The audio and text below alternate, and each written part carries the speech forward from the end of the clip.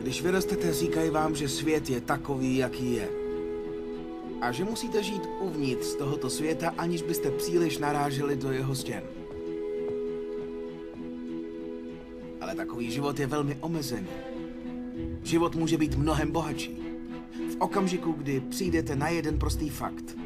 A to sice, že všechno kolem vás, to, čemu říkáte život, bylo vytvořeno lidmi, kteří nejsou o nic chytřejší než vy.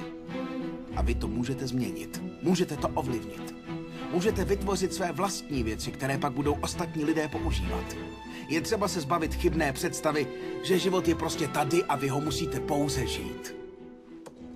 Chopte se ho, změňte ho, zdokonalte ho. Zanechte v něm něco.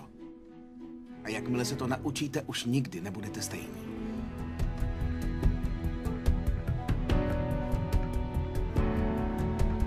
Děkuji všem bláznům.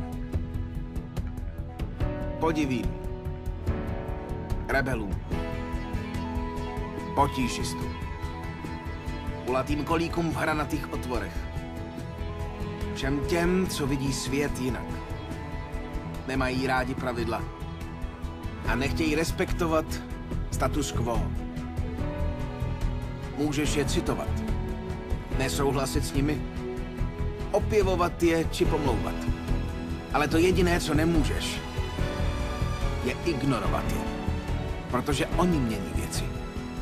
To oni posouvají lidskou rasu vpřed. A přestože je někteří vidí jako blázny, my vidíme jejich genialitu.